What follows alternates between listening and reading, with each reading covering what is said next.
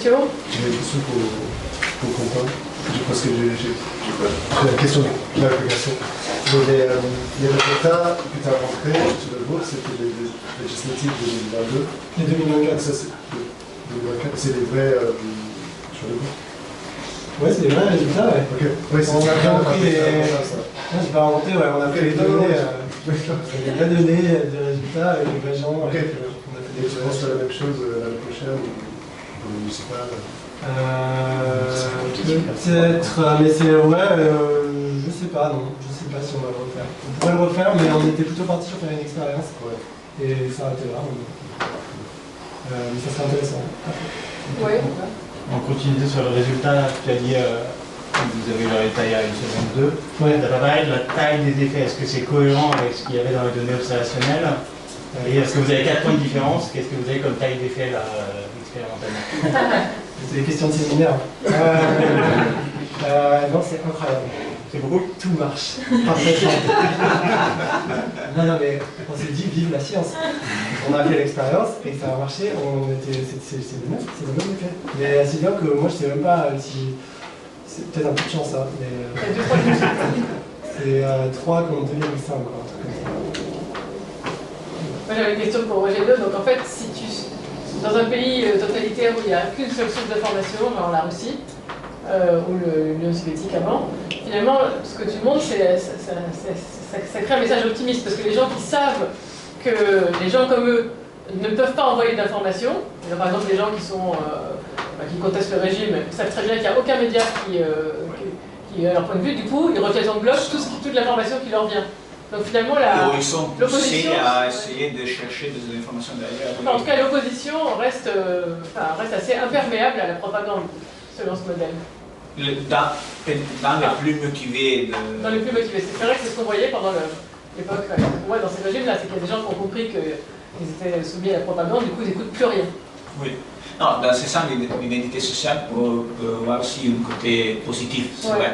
Je ne suis pas un expert des régimes totalitaires. C'était les jaunes dans ton expérience, en fait. Les jaunes, c'est des gens qui savent que les gens comme eux ne parlent pas. Oui.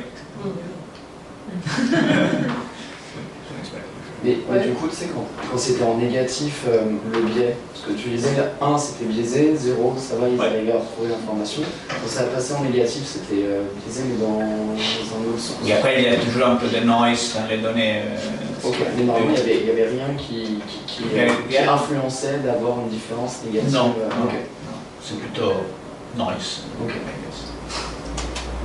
Oui. Ouais, moi c'était sur ce que tu présentais, Camille. C'est très convaincant sur l'idée que le facteur entravant au basculement complotiste, si on peut appeler ça comme ça, c'est l'acceptabilité sociale, c'est le moment où on en parle assez proche au travail, etc., où c'est dans son environnement, et qu'il y a une sorte de réaction un peu genre n'importe quoi.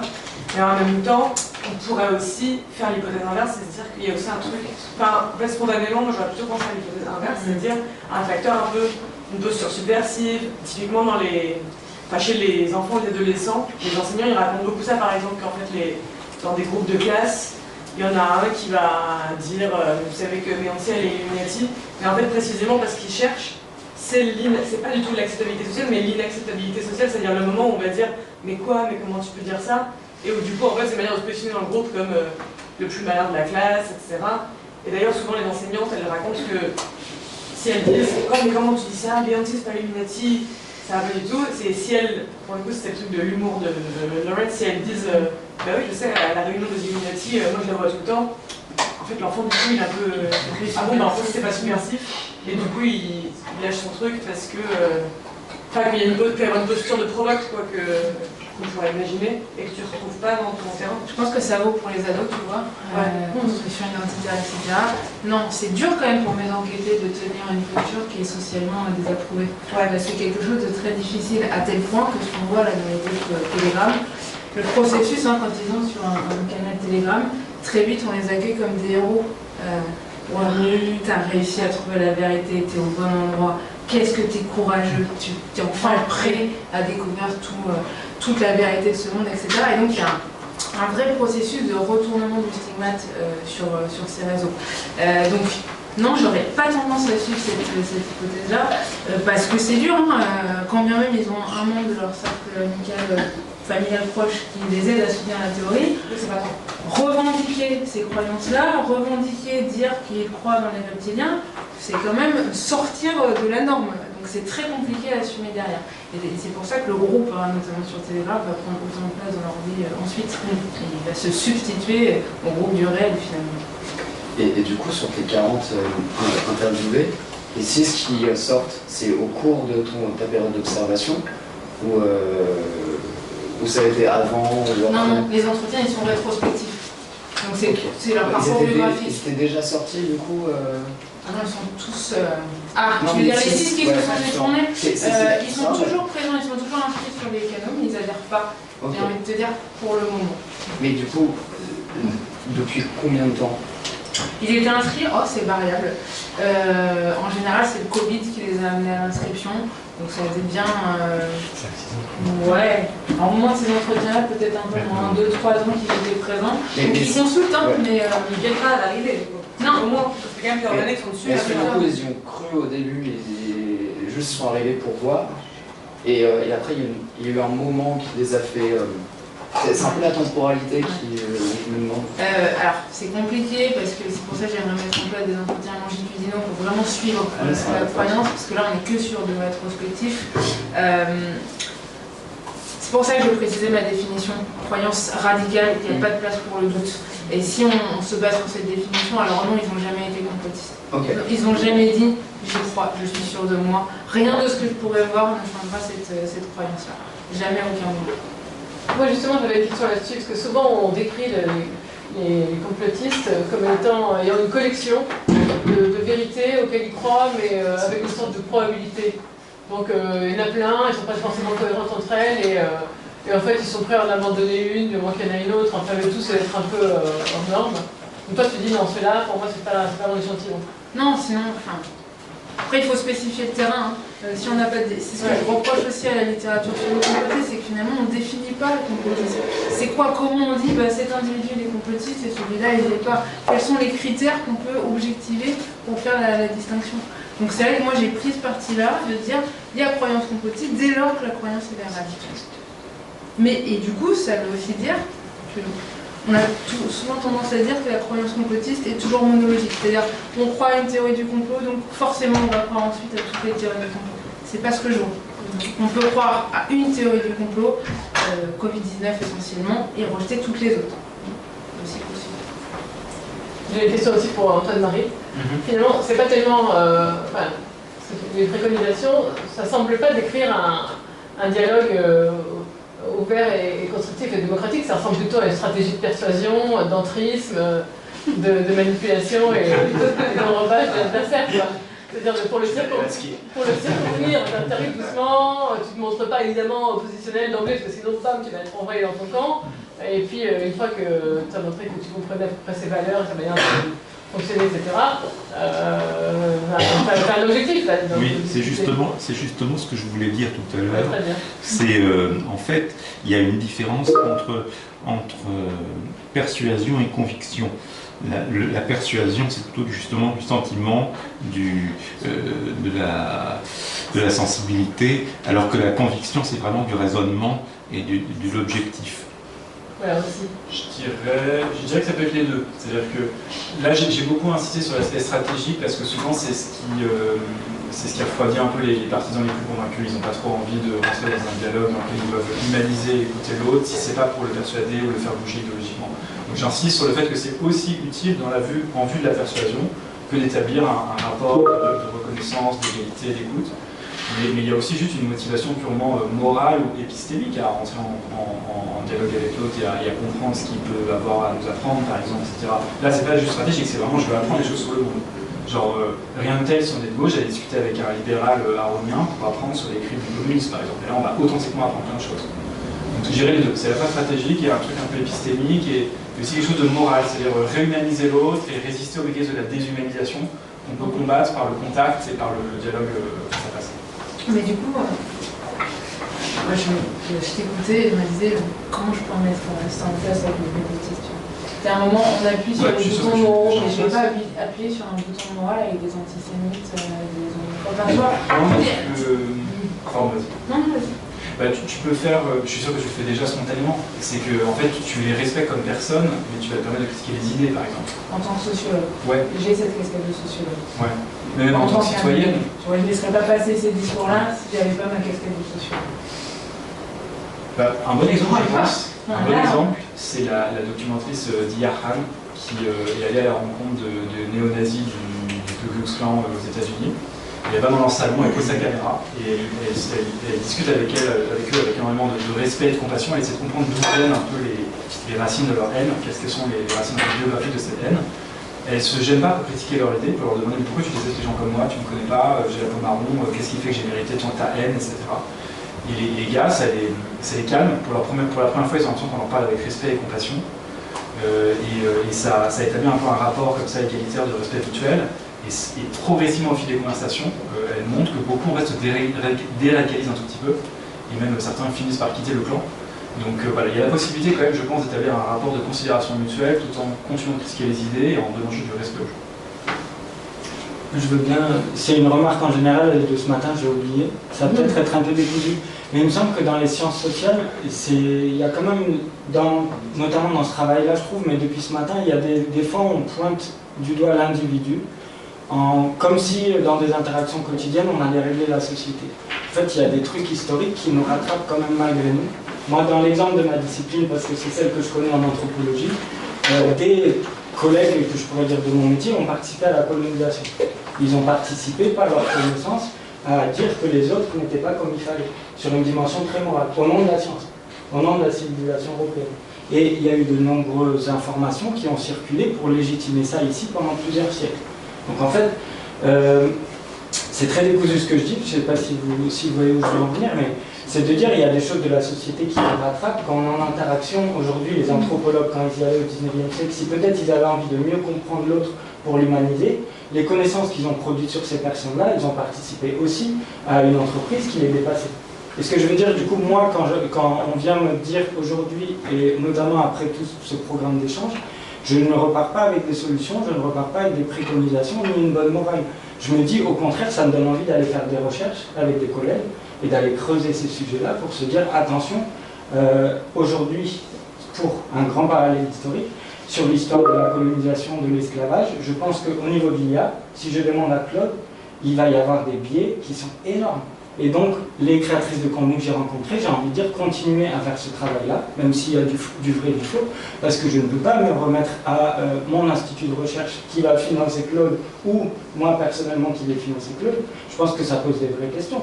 C'est qu'en fait, si pendant 400 ans, on a réussi à produire des connaissances pour nier l'autre, nier qu'on était dans une entreprise de déshumanisation, aujourd'hui avec l'IA, il faut qu'on ait dans des espaces comme ça des vraies discussions sur à quel moment on a du temps pour faire des recherches qui contextualisent tout ce qu'on a fait.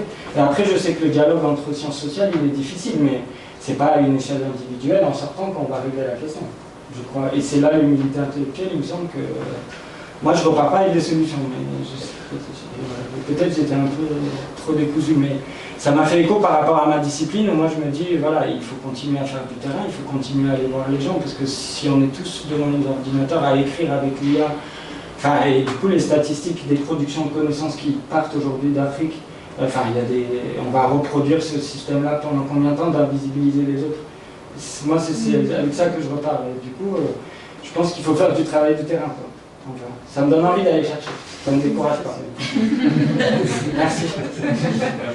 Je peux te donner un petit élément de réponse, si je peux me permettre, sur la question de, voilà, on a un passif historique avec la colonisation, comment est-ce qu'on améliore les relations intergroupes dans ce contexte. Je suis d'accord que les interventions et les efforts individuels, ça n'a qu'une portée limitée, et on a besoin aussi de formes d'excuses, de reconnaissance institutionnelle au niveau politique, pour essayer par exemple de réchauffer les relations entre la France et le Maghreb, etc. Il va falloir bien sûr que les politiciens s'y mettent, et les rapports comme celui de Benjamin Stora peuvent aider, la diplomatie joue un rôle, mais au niveau individuel, quand tu vas dans ces pays, tu peux apprendre à te comporter de manière extrêmement respectueuse et extrêmement sympa, extrêmement ouverte avec les descendants de ces gens qui ont été colonisés, pour leur montrer du respect mutuel et réchauffer les relations interpersonnelles. C'est possible.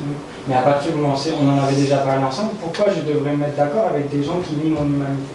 Il y a des gens aujourd'hui dans certains propos politiques qui se permettent d'avoir qui sont de l'ordre du délit. C'est du délit, entre guillemets, c'est leur opinion, ok. Mais ça vient du délit quand on nie le droit de la personne d'avoir son orientation sexuelle, d'être originaire d'un pays, d'avoir une religion. Là, si moi, parce que là, dans ton propos, c'est que du coup... Tu parles des études par rapport à l'extrême droite, genre par exemple. Non. Les nostalgies de la colonisation des gens. Non, pas forcément, parce que tu me donnes l'exemple si j'allais dans un autre pays. Aujourd'hui, il y a le monde entier qui est en France avec des histoires sur plusieurs siècles d'histoire familiale. Donc en fait, le monde, il est là déjà. C'est juste, à partir de ce moment-là où le monde est là, comment les personnes qui sont autour de moi, qui pensent différemment, qui agissent différemment, qui sont différentes, je les considère.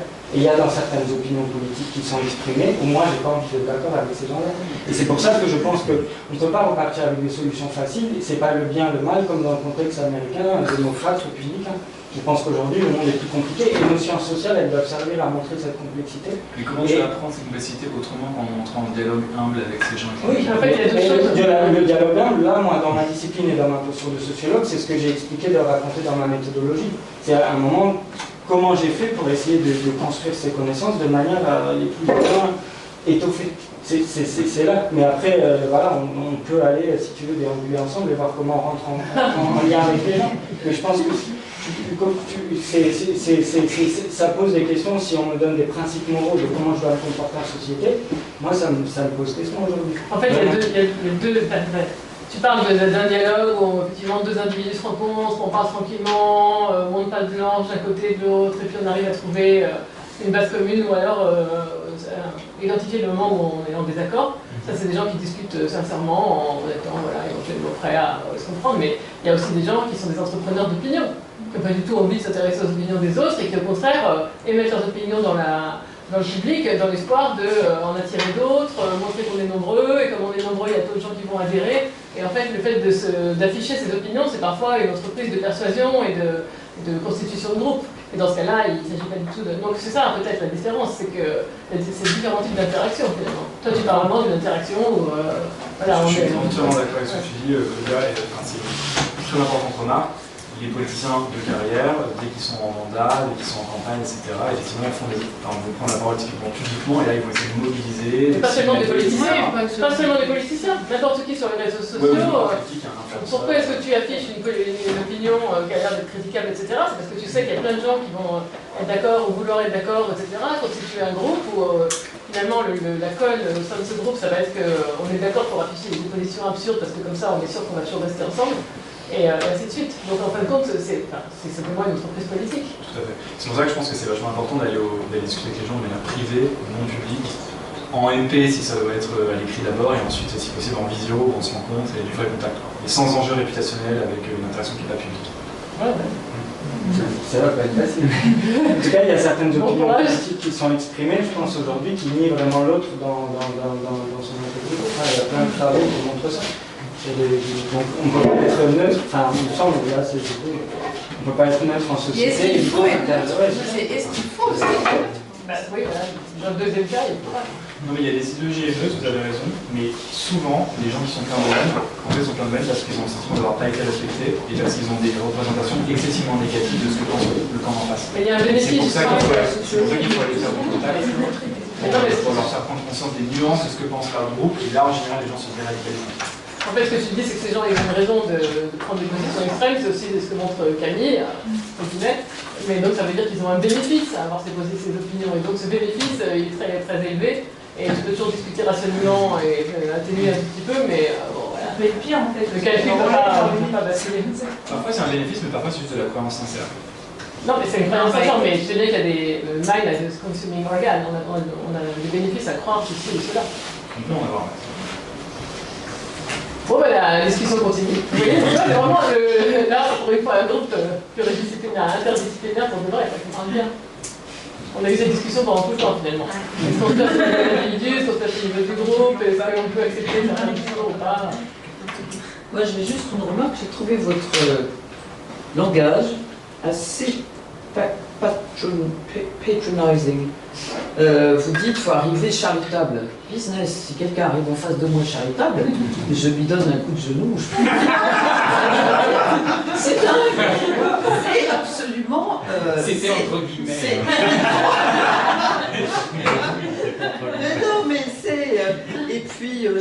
généreux et tout. Bon, il faut arriver, je sais pas, il y a des termes beaucoup plus neutres que ça, quoi. Non braqué, objectif, détendu, tout ce qu'on veut, mais pas ça. Mais charitable, c'est un terme très classique en philosophie, en rhétorique, etc. Moi, je le trouve très agressant. Ah, agressif. C'est vrai que la charité est quelque chose de surplombant. Ah oui, oui, oui. Ah, oui bon. Enfin, bon, forcément pour certains. Je suis d'une génération has-been, hein, mais j'existe encore. C'est parce que vous avez des insécurités à régler, vous n'êtes pas consommateur. Un autoritarisme furieux et... Voilà une discussion charitable. Voilà, donc, enfin bon. Réfléchissez à vos têtes de chapitre, à des termes alternatifs qui seraient plus neutres. C'est le terme standard en rhétorique en philo. Charity principle, vous le trouvez dans toute la société. Ah ben, c'est peut-être en anglais. En anglais. En philologie. Mais charité en français, ah, en français, on dit ça fait très catho et tout. C'est lourd. Enfin, il faut demander à Marion, elle est partie. Bon. Merci. Idée? Ah non, le mot de la fin, je crois.